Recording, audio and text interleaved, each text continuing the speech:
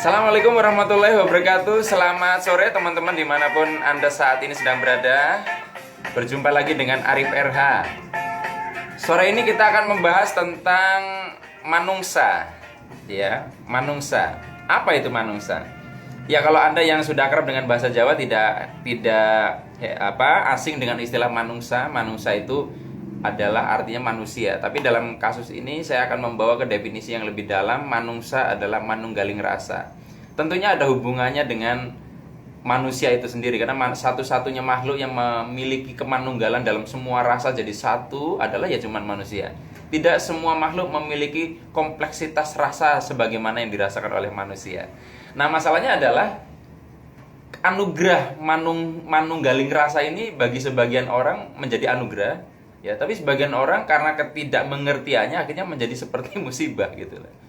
Jadi, ya kita setiap orang pasti merasakan sedih, pernah merasakan marah, bahagia, senang, excited, semuanya pasti pernah merasakan itu. Nah, pertanyaannya lalu bagaimana supaya kita bisa memanage manunggaling rasa itu? Jadi, kita seperti mengendarai mobil, di situ ada indikator-indikator pada dashboard, ada info tentang oli, suhu mesin, misalkan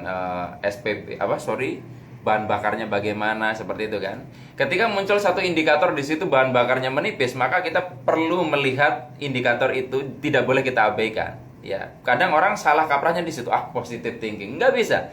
Nah, emosi sama seperti itu ya. Emosi adalah satu alert. Ada sesuatu yang terjadi pada diri kita tidak boleh abaikan, kita melihat seperti melihat indikator itu. Ada apa? Apa yang terjadi? Seperti itu.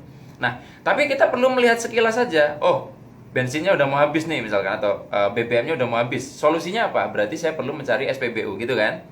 Nah, namun yang kadang terjadi adalah manusia ini justru terjebak pada indikatornya ya. Jadi ketika muncul alarm misalkan bensinnya udah mau habis gitu, malah bensin mau habis gitu loh, dan akhirnya tidak fokus melihat ke depan. Akhirnya mobilnya nabrak kan. Sama. Ketika dia merasakan marah, bukannya dia melihat sejenak apa yang saya rasakan, lalu dia fokus ke solusinya apa, ya.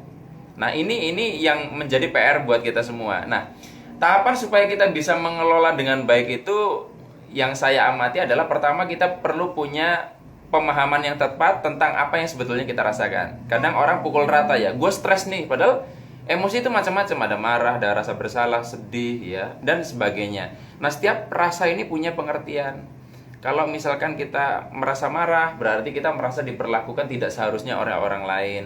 Kalau rasa bersalah itu kebalikannya, kita merasa memperlakukan orang lain tidak seharusnya. Rasa sedih, kita merasa kehilangan sesuatu yang berharga. Dan ini kita solusinya beda-beda. Oh, kalau sedih, berarti saya kudu gimana? Oh, saya perlu mengikhlaskan sesuatu itu, atau perlu mencari penggantinya, atau menemukan, kalau bisa, menemukan yang hilang itu. Kalau misalkan saya merasa bersalah, oh saya perlu minta maaf. Nah, dengan kita memahami apa yang kita rasakan, kita tahu harus ngapain. Seperti kita lihat indikator di dashboard mobil kita ngerti mau ngapain. Gitu ya. Tahapan pertama, kenali kita merasakan apa. Ya. Yang kedua adalah gunakan kalimat yang pas dengan apa yang kita rasakan tanpa membuat kita jadi lemah.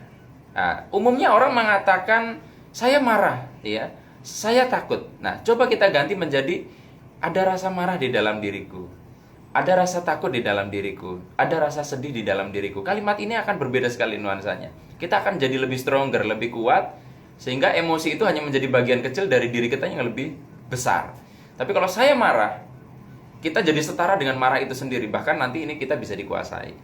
Nah, teman-teman, jadi kalau saya review sekilas, jadi untuk bisa kita mengelola rasa ini, pertama tadi kita perlu mengenali kita merasakan apa.